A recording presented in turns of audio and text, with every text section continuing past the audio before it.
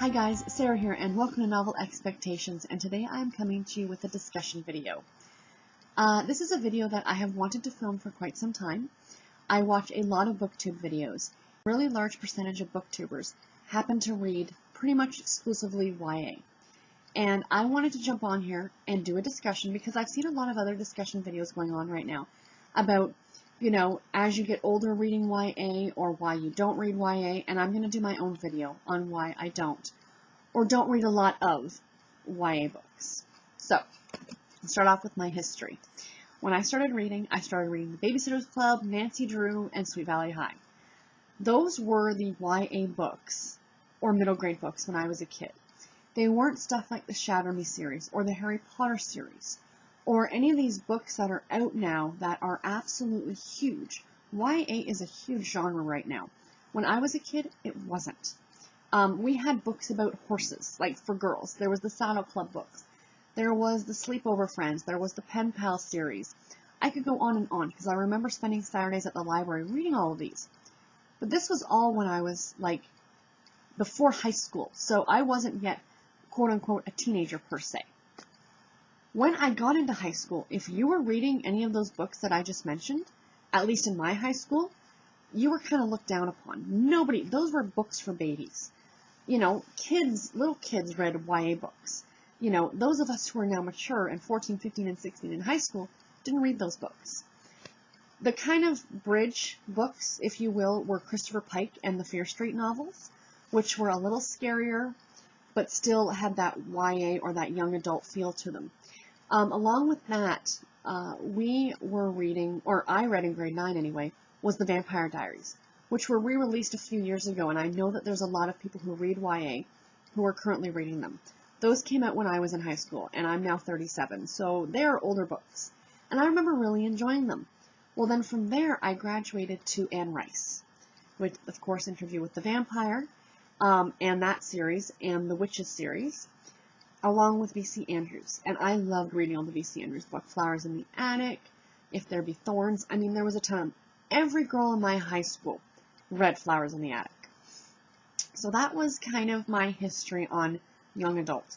Now, as I kind of got out of high school and into my 20s, I wouldn't even think about reading a YA novel. Again, I also put the Anne Rice books behind me. I put the V.C. Andrews books behind me, because those were my YA books. So, I get to be older and an adult, and I start reading contemporary romance, and, then from there goes the rest of my reading history. I first found BookTube, I was so excited that there were, this community of people on YouTube talking about books. And then I started, subscribing to some of the big booktubers, which I'm sure you guys are all familiar with. And then I quickly realized they're all reading books that are geared towards a much younger audience than me. And I got very, very disappointed and actually stopped watching for a while because that's not what I was into. I tried some of them, don't get me wrong, and I did read Harry Potter when it came out, and I loved Harry Potter. I also read The Hunger Games because of BookTube. I read the first one. I didn't go any further in the series than that. And I also read Ready Player One last year, which I also really, really liked. And if you guys can see in the shelf behind me, maybe this side, I own Fangirl and I own Eleanor and Park. I do hope to read them this year, but I don't know if I'm going to like them. Reason being, and I talked about this in a previous video this week, that I am not a fan of dystopian novels. I really don't like them. I find them to be very depressing. I read to escape reality. Not to escape reality, but it's for enjoyment. But if I'm having a bad day, I don't want to sit down and read about something depressing. I want to read about something fun and lighthearted. So I'm sure you're sitting there saying, well, Sarah, you can always read YA contemporary. Yes, I can, and I have read some Sarah Dessen, and I don't mind Sarah Dessen or some of the other authors. My problem with YA contemporary is I am so much older than those characters. It's a 20-year age difference. And I remember being 17 in high school. I remember falling in love with that boy. Can I tell you, I talked to that boy the last time about 20 years ago. And I think it's cynicism on my behalf that when I'm reading these books about these two characters, and at the end of the novel they're together and they're so happy, I think in my head, that's only going to last a few more years. Because you change so much in your 20s, and the person who you were when you were 18 is not the person who you are at 28. And I think that's part of it, that It's not the happily ever after that I'm used to in adult contemporary romance, because the characters are older.